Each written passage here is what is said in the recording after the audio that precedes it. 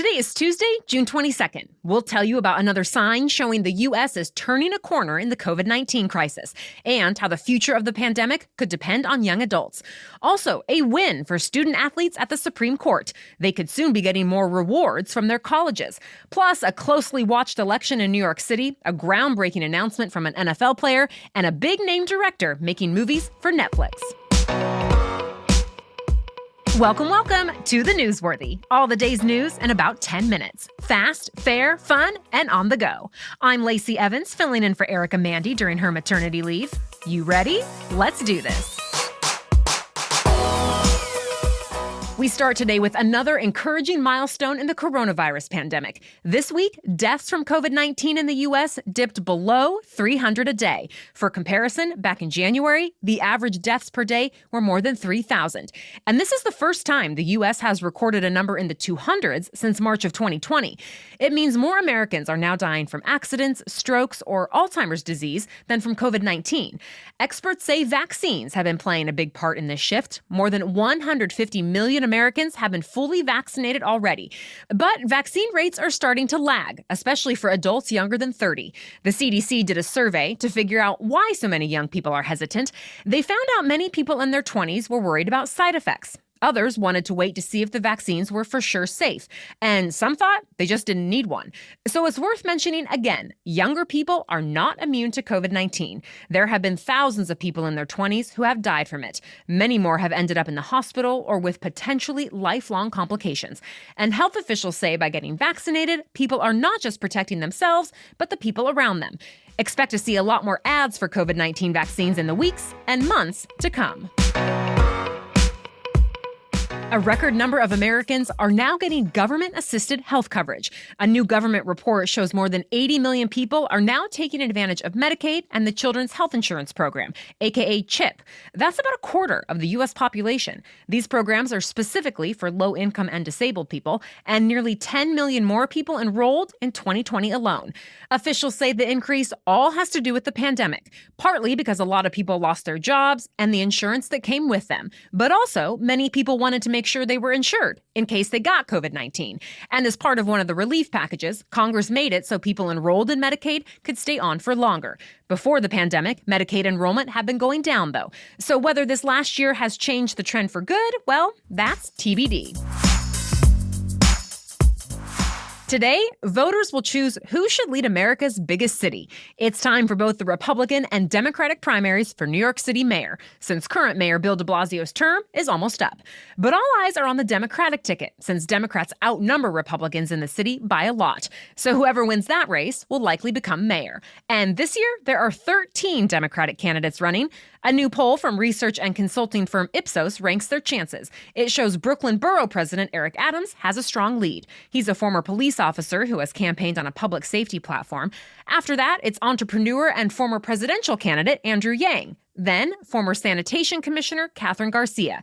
It will probably be a while before we know who wins, though. That's because New York City has a new ranked choice voting system that election officials will have to sort through. Voters will be allowed to choose their top 5 picks. That way, if the top results are too close to call, elections counters will move on to the lower-ranked choices. And analysts are expecting that to happen.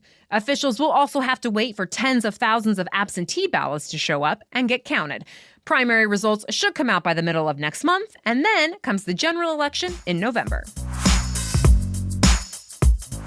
People in a heavily populated Chicago suburb are cleaning up from a destructive tornado. It damaged hundreds of homes, toppled trees, and knocked out power to thousands of people. On top of that, about a dozen people were hurt, and a couple of them are still in the hospital this morning. The good news is, first responders say it looks like they'll all survive. They credit people for taking storm sirens and cell phone warnings seriously. By the way, tornadoes hit other parts of the Midwest earlier this week, too. One of them damaged several buildings in Iowa, and a couple brought down barns and trees in Indiana. April, May, and June are typically the most active months for tornadoes in the U.S. Student athletes will be able to start getting more rewards this year after another unanimous decision from the Supreme Court. The justices decided the NCAA can't limit benefits that relate to education for basketball or football players.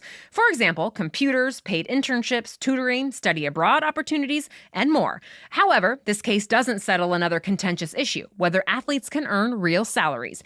Athletes have long argued they should be able to earn money off their names and images, since the schools are using them to make money themselves. In fact, that's part of the reason Madden stopped making its college football video games back in 2013.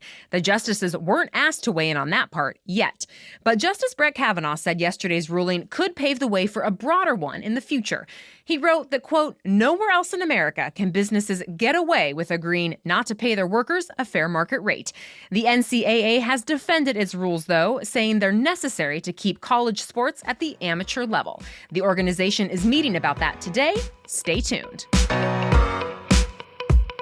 Much more news ahead, but first, a word about our sponsor, BetterHelp. Here's your main host, Erica Mandy. If you have that nagging feeling that something is off or that something is stopping you from being your happiest self, please know you're not alone, and it doesn't have to be that way. Whether it's the pandemic, work stress, family conflict, trauma, or anything else that's interfering with your life, BetterHelp can assess your needs and match you with your own licensed professional therapist. They have counselors who are specialized in a wide variety of areas, and everything you tell them stays completely confidential. You always connect in a safe and private online environment, and it's convenient and easy. You can send a message to your counselor anytime from the comfort of your own home. Plus, schedule weekly video or phone sessions if you want.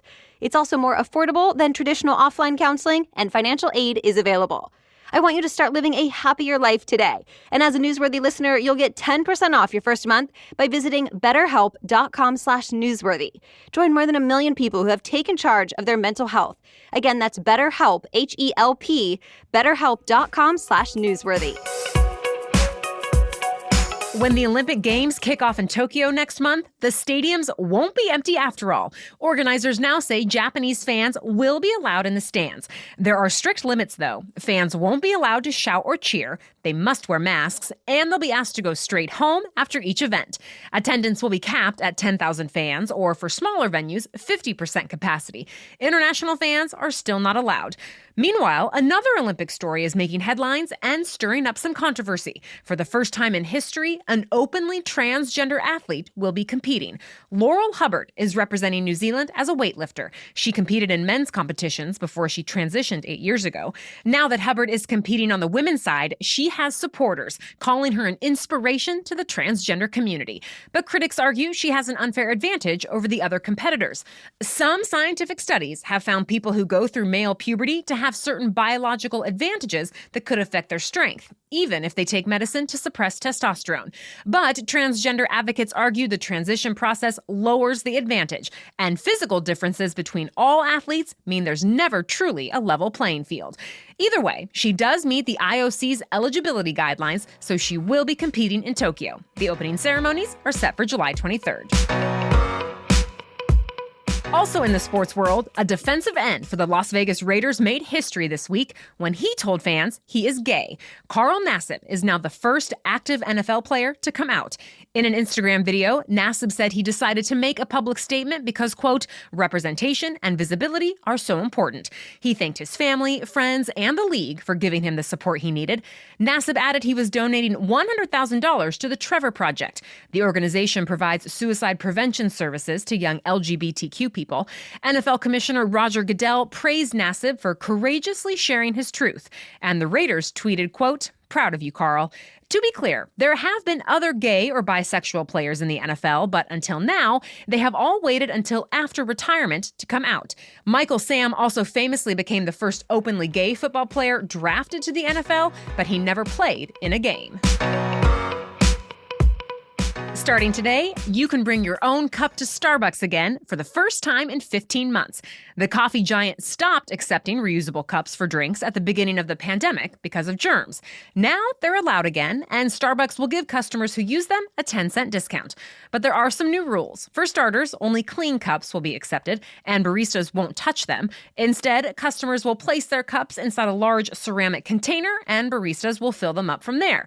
This service is only available inside, not in the drive-thru just yet. Netflix has a new multi-year deal with one of the most successful Hollywood directors of all time, Steven Spielberg. His production company, called Amblin Partners, agreed to produce multiple movies a year for the streaming service. The Hollywood Reporter says Spielberg's company will have a lot of freedom in this deal. Netflix reportedly didn't put in any budget limits or genre restrictions. Still, the deal may come as a surprise to some in Hollywood. In the past, Spielberg has defended the theatrical experience over streaming. Spielberg's team later said he was taken out of context. As for Netflix, the streaming giant is likely looking to boost its offerings and entice more viewers. Netflix is still the most popular streaming service with more than 200 million subscribers. But the company is facing increased competition from rivals like Disney Plus, Prime Video, and HBO Max, all with their own major film studios in their portfolios. Spielberg's films could start showing up on Netflix later this year. That's it for the main news today, but now it's time for Trivia Tuesday, when we ask a different trivia question every week. Today's trivia question is in honor of Father's Day. In the underwater world, which male creature carries the eggs and births the babies instead of the female? Find and follow us on Instagram at NewsworthyPod to play along and find out the answer in our Instagram stories. As for last week's trivia question, what TV series showed the first interracial kiss on American network television? The answer is Star Trek. The scene aired in an episode called Plato's Stepchildren more than 50 years ago on November 22nd, 1968. In the episode, aliens forced two Enterprise crew members to kiss. They were played by William Shatner and Nichelle Nichols. It wasn't a very romantic kiss, but as the Smithsonian Magazine reports, the decision to have a white man and a black woman kiss on American television was considered daring at the time. Polls from the late 1960s showed only about 20% of American adults supported interracial relationships, but both Shatner and Nichols said they were happy to do it. All right, thank you for turning to the Newsworthy to get your news each day. As always, we'll be back with more news tomorrow. Until then, have a great day.